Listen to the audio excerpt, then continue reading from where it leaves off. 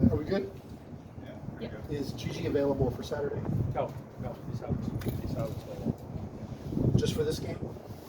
Yeah, at least for this game. We'll see. Uh-huh. We'll see after that. Yeah. And, It's nothing major. It's temporary time. We'll see after this how it and I'll be honest with you, I can't tell Daniel Rios from Luis Abrao when they're across the field. Is Rios? goes. Rios was doing a session today on the field, and we're happy with his progress. We will see the next few hours how he's responding. Yeah, we'll make a decision.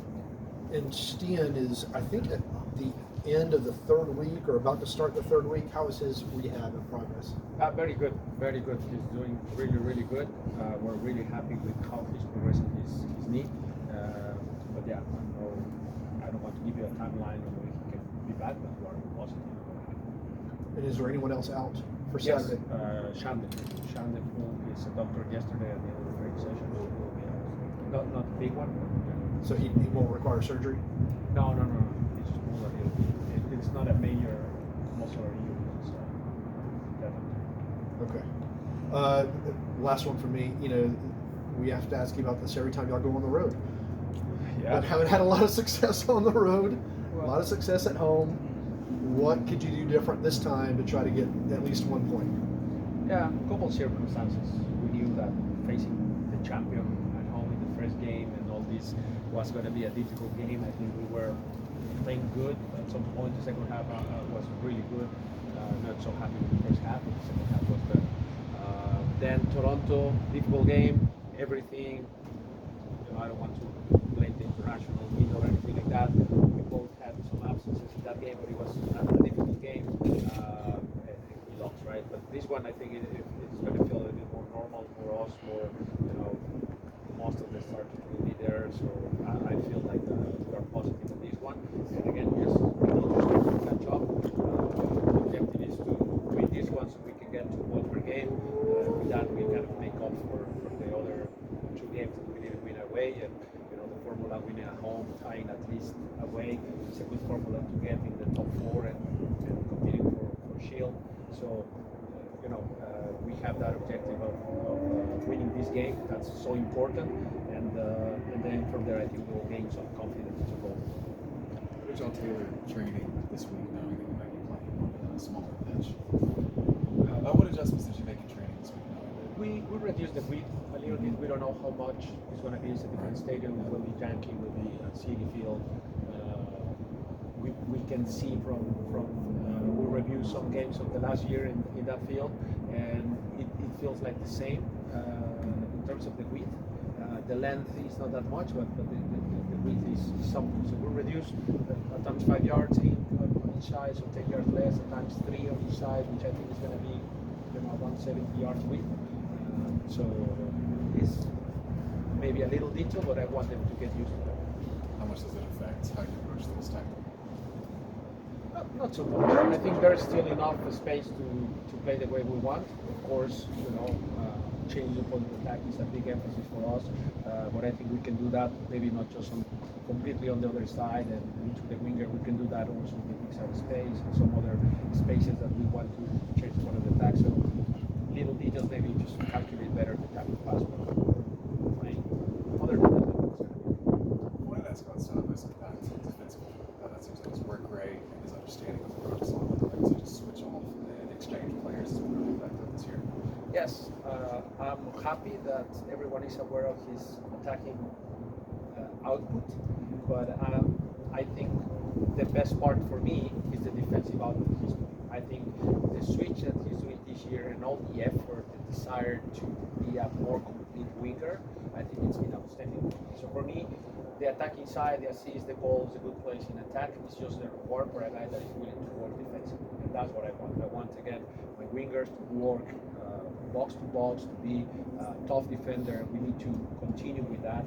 And Sava is the perfect example of that. He's a guy that we knew that his best is not defending, and he's trying and willing to change that and to be much better. So you can count how many balls he's getting now when he comes from the back press and all these actions where he's actually doing a great job there next to Brooks to shut down that side, and I think it's been impressive. So for me, just the reward of a guy that is willing to do the work for the team. And then, of course, we know he has quality. That's been never an issue with him. He's very powerful. Look at all his years as a professional. He has a very consistent output in terms of goals and assists in every club he's been. So that's why his signing was so interesting for us. He's someone that performs every year.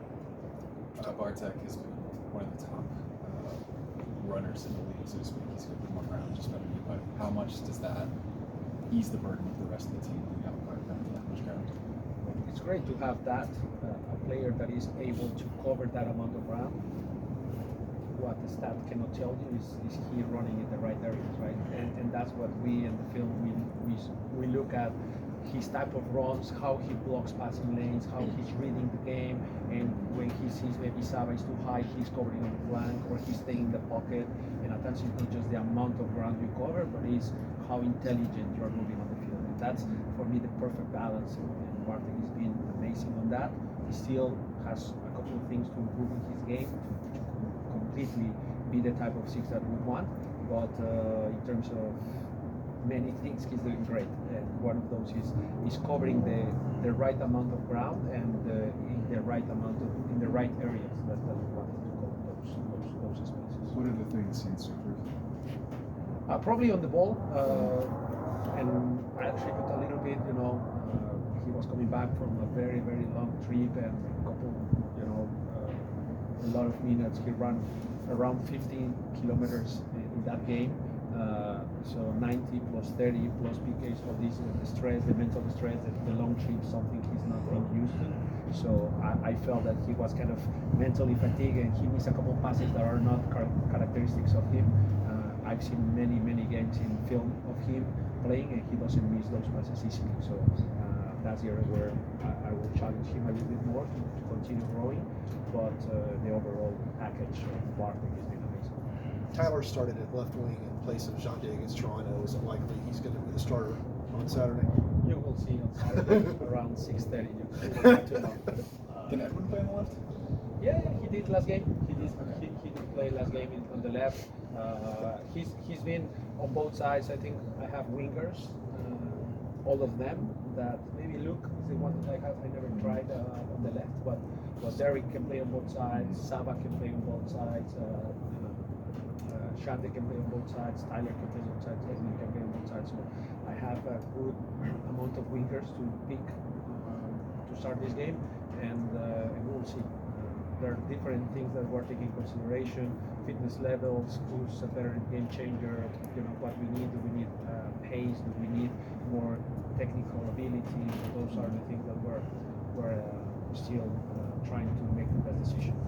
Since the team traded Andrew Gutman last year, Caleb has gotten a lot of consistent minutes at that left back spot. How have you seen him grow the most in that position? Well, a lot. I would say that this year the big job he's doing is defensively. He's also the sheep that most of the 1v1 action he has on the flank, he's been very successful. We're working a little bit different, slightly different compared to last year. So I think that suits the whole back four. So we're more stable too. I think having Derek behind so vocal and so aggressive in his message, I think helps him to just play the role of a kid, just trying to get his first 100 games in his career. But he's progressing really well. And then I think again, something I need to work with him is on this back three system where he kind of starts as a center back on the left, but from there I still want him to go forward, right? He's very good in the final third deliveries, so it's just the timing of those and how we can have a balance between him and Brooks. That's what we're working on at the moment, a bit of the balance of those fullback positioning but we still need his output in the final third.